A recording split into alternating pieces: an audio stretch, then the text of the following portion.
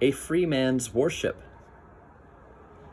To Dr. Faustus in his study, Mephistopheles told the history of the creation, saying, "The endless praises of the choirs of angels had begun to grow wearisome, for, after all, did he not deserve their praise? Had he not given them endless joy? Would it not be more amusing to obtain undeserved praise, to be worshipped by beings whom he tortured?" He smiled inwardly and resolved that the great drama should be performed. For countless ages, the hot nebula whirled aimlessly through space. At length, it began to take shape. The central mass threw off planets. The planets cooled. Boiling seas and burning mountains heaved and tossed. From black masses of cloud, hot sheets of rain deluged the barely solid crust. And now the first germ of life grew in the depths of the oceans and developed rapidly in the fructifying warmth into vast forest trees, huge ferns springing from the damp mold, sea monsters breeding, fighting, devouring, and passing away. And from the monsters, as the play unfolded itself, man was born, with the power of thought, the knowledge of good and evil, and the cruel thirst for worship. And man saw that all is passing in this mad, monstrous world, that all is struggling to snatch, at any cost, a few brief moments of life before death's inexorable decree.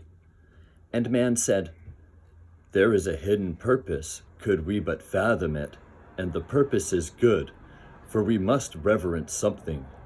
And in the visible world there is nothing worthy of reverence." And man stood aside from the struggle, resolving that God intended harmony to come out of chaos by human efforts.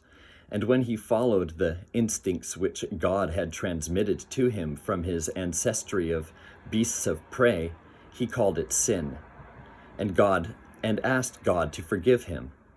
But he doubted whether he could be justly forgiven until he invented a divine plan by which God's wrath was to have been appeased. And seeing the present was bad, he made it yet worse, that thereby the future might be better. And he gave God thanks for the strength that enabled him to forego even the joys that were possible, and God smiled. And when he saw that man had become perfect in renunciation and worship, he sent another sun through the sky, which crashed into man's sun, and all returned again to nebula. "Yes," he murmured, "it was a good play. I will have it performed again." Such, in outline, but even more purposeless, more void of meaning, is the world which science presents for our belief. Amid such a world, if anywhere, our ideals henceforward must find a home. That man is the product of causes which had no prevision of the end they were achieving, that his origin, his growth, his hopes and fears, his loves and his beliefs are but the outcome of accidental collocations of atoms, that no fire, no heroism, no intensity of thought and feeling can preserve an individual life beyond the grave, that all the labors of the ages, all the devotion, all the inspiration, all the noonday brightness of human genius are destined to extinction in the vast death of the solar system, and that the whole temple of man's achievement must inevitably be buried beneath the debris of a universe in ruins. All these things, if not quite beyond dispute, are yet so nearly certain that no philosophy which rejects them can hope to stand. Only within the scaffolding of these truths, only on the firm foundation of unyielding despair, can the soul's habitation henceforth be safely built. How in such an alien and inhuman world can so powerless a creature as man preserve his aspirations untarnished? A strange mystery it is that nature, omnipotent but blind, in the revolutions of her secular hurryings through the abysses of space, has brought forth at last a child, subject still to her power, but gifted with sight and knowledge of good and evil, with the capacity of judging all the works of his unthinking mother. In spite of death, the mark and seal of the parental control, man is yet free, during his brief years, to examine, to criticize, to know, and in imagination to create. To him alone, in the world with which he is acquainted, this freedom belongs, and in this lies his superiority to the resistless forces that control his outward life. The savage, like ourselves, feels the oppression of his impotence before the powers of nature, but having in himself nothing that he respects more than power, he is willing to prostrate himself before his gods without inquiring whether they are worthy of his worship.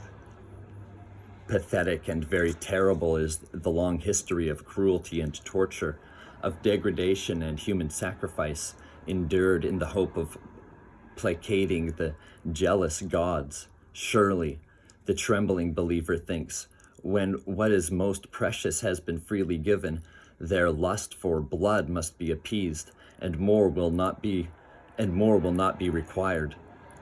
The religion of Moloch, as such creeds may be generically called, is in essence the cringing submission of the slave, who dare not, even in his heart, allow the thought that his master deserves no adulation, since the independence of ideals is not yet acknowledged. Power may be freely worshipped and receive an unlimited respect, despite its wanton infliction of pain.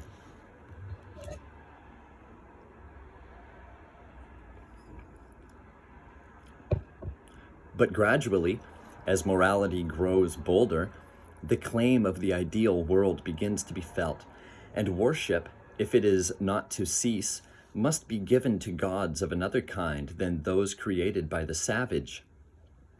Some, though they feel the demands of the ideal, will still consciously reject them, still urging that naked power is worthy of worship. Such is the attitude inculcated in God's answer to Job out of the whirlwind. The divine power and knowledge are paraded, but of the divine goodness there is no hint.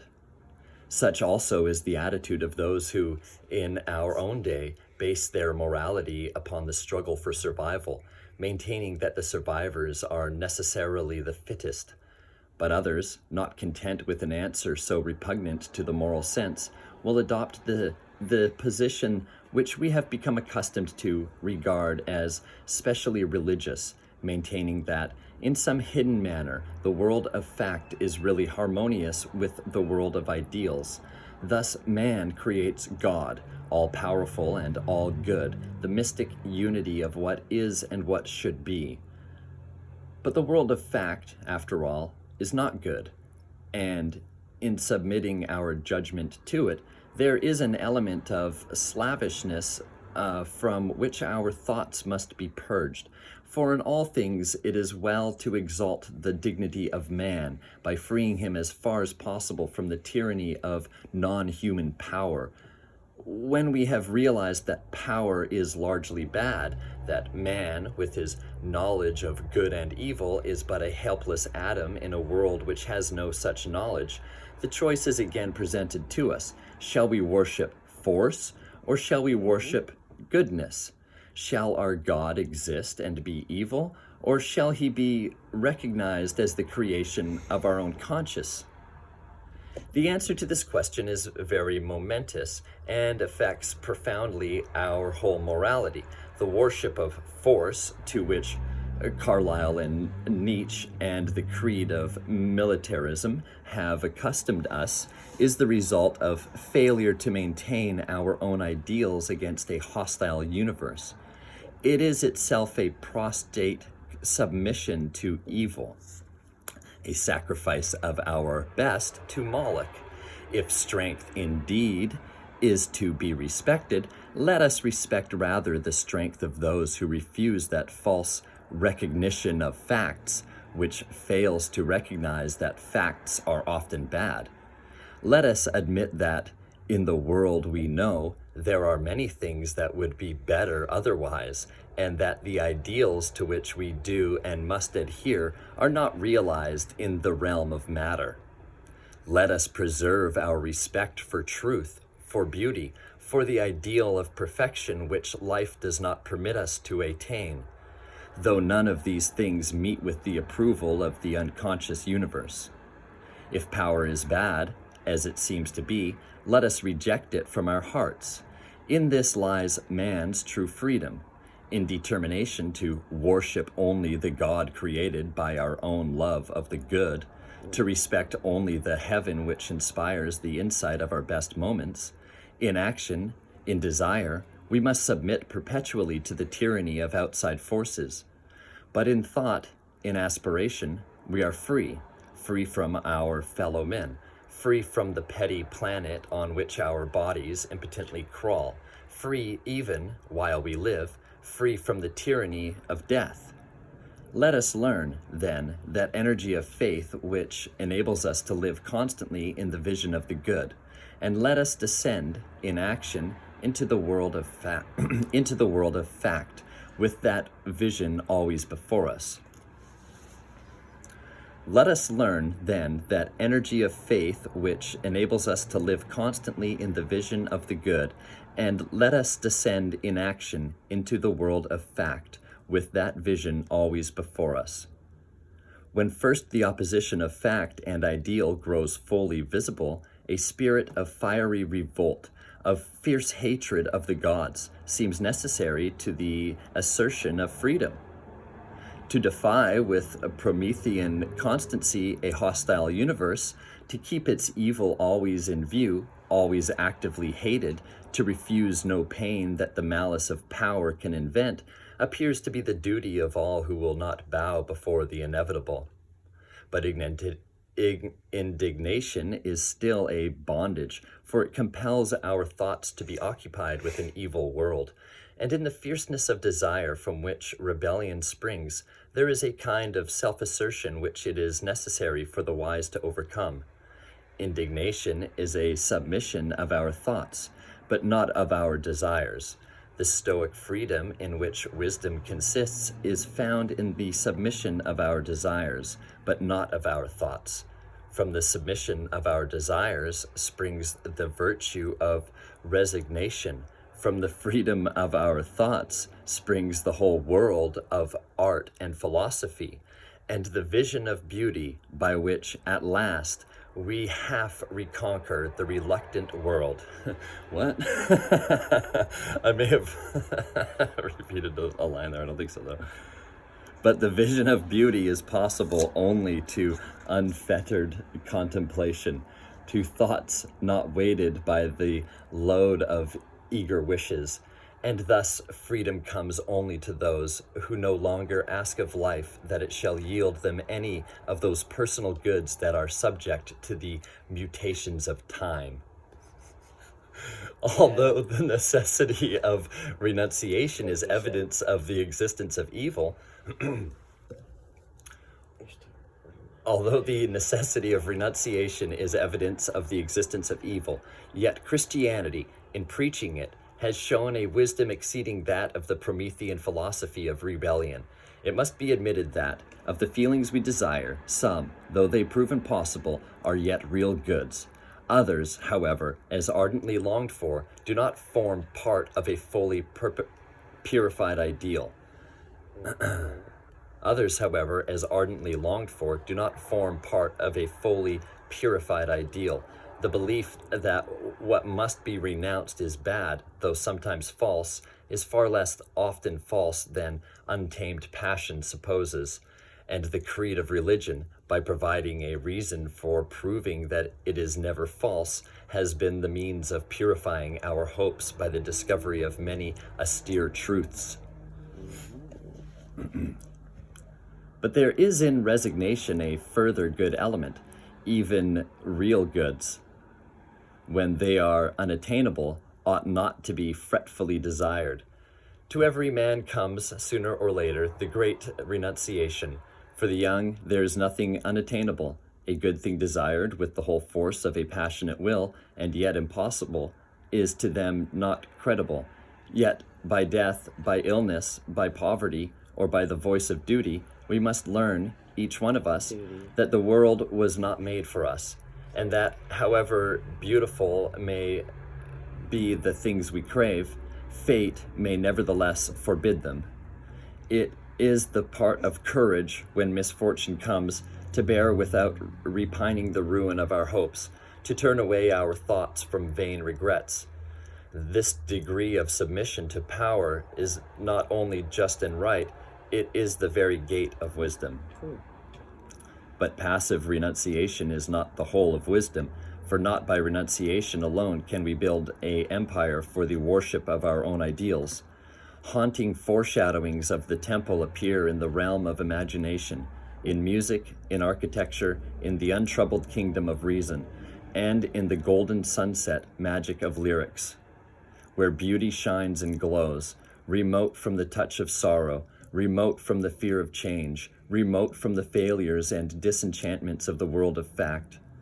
In the contemplation of these things, the vision of heaven will shape itself in our hearts, giving at once a touchstone to judge the world about us, and an inspiration by which to fashion to our needs whatever is not incapable of serving as a stone in the sacred temple. Except for those rare spirits that are born without sin, there is a cavern of darkness to be traversed before that temple can be entered. The gate of the cavern is despair, and its floor is paved with the gravestones of abandoned hopes. There, self must die. There, the eagerness, the greed of untamed desire must be slain, for only so can the soul be freed from the empire of fate. But out of the cavern, the gate of renunciation leads again to the daylight of wisdom, and by whose radiance a new insight, a new joy, a new tenderness shine forth to gladden the pilgrim's heart.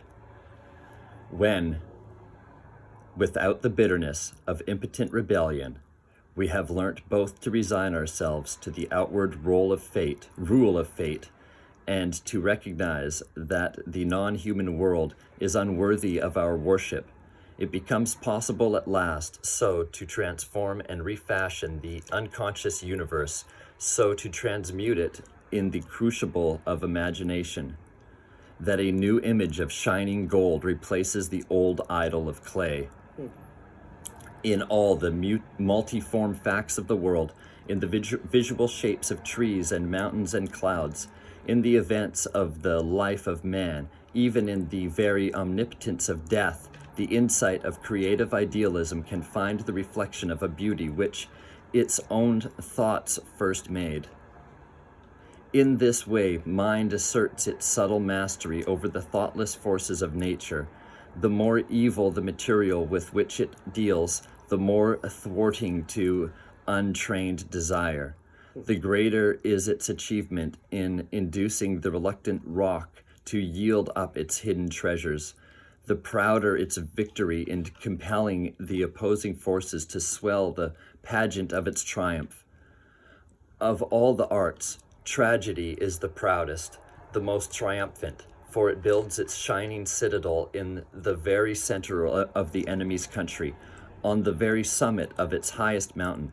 From its impregnable watchtowers, his camps and arsenals, his columns and forts are all revealed. Within its walls, the free life continues, while the legions of pain and death and despair and all the servile captains of tyrant fate afford the burghers of that dauntless city new spectacles of beauty. Happy those sacred ramparts, thrice happy the dwellers on that all-seeing eminence.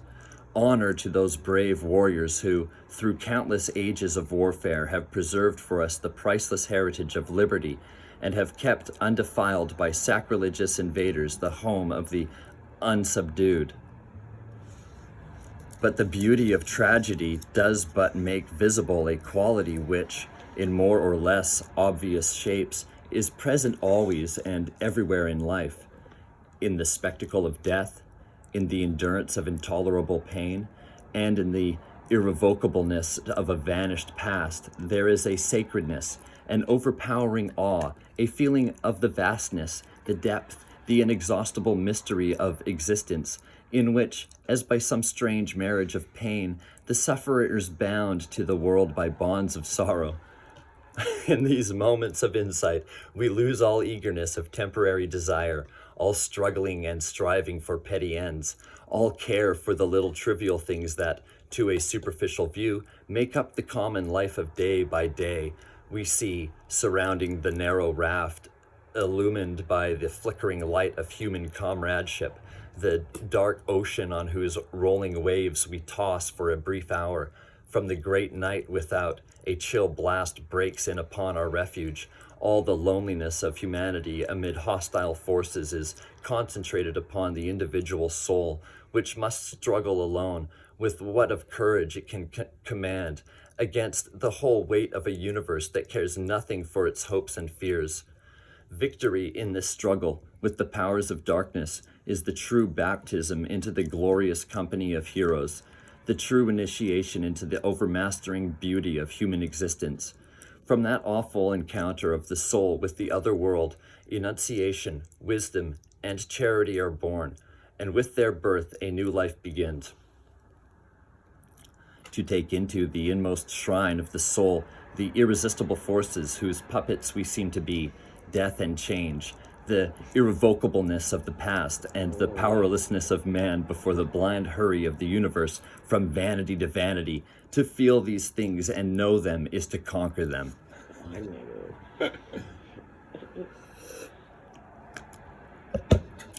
This is the reason why the past has such magical power. Thank you.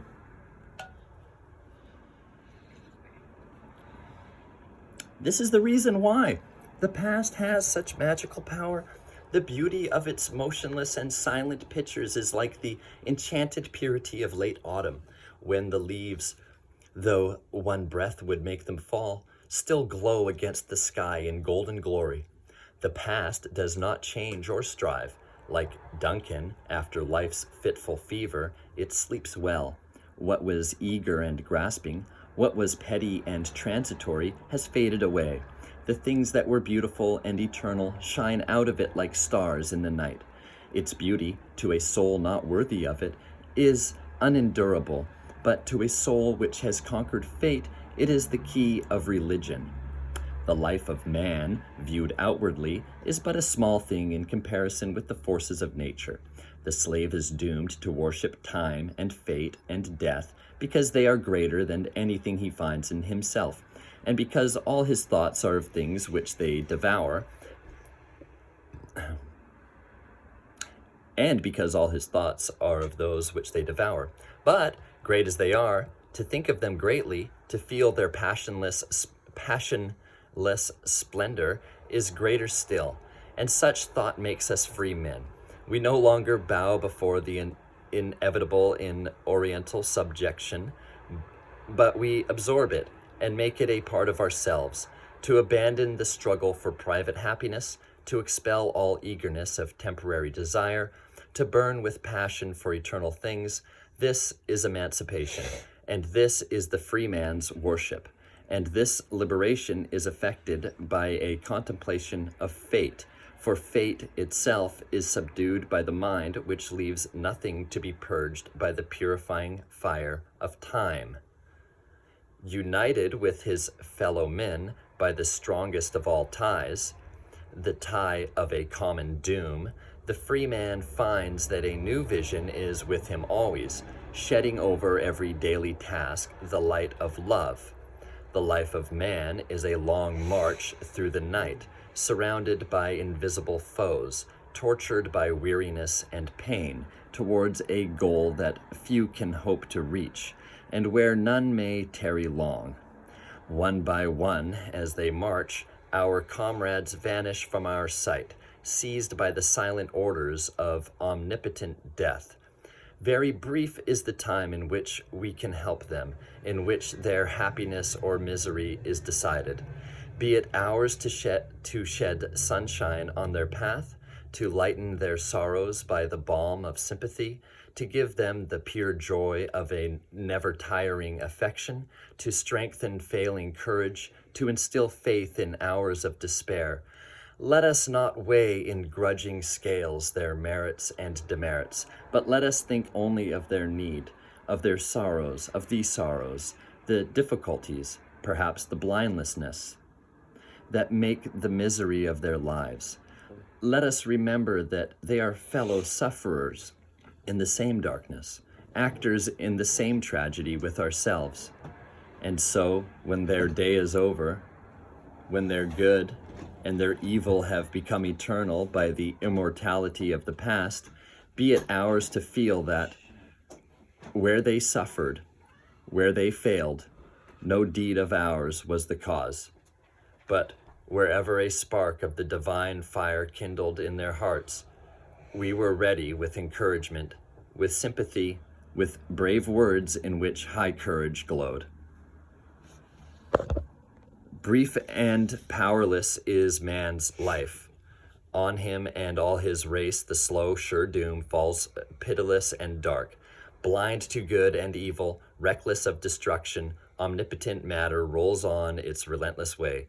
For man, condemned today to lose his dearest, tomorrow himself to pass through the gate of darkness, it remains only to cherish, ere yet the blow falls, the lofty thoughts that ennoble his little day, disdaining the coward terrors of the slave of fate, to worship at the shrine that his own hands have built, undismayed by the empire of chance, to preserve a free mind, a mind free from the wanton tyranny that rules his outward life, proudly defiant of the irresistible forces that tolerate, for a moment, his knowledge and his condemnation, to sustain alone a weary but unyielding Atlas, the world that his own ideals have fashioned despite the trampling march of unconscious power.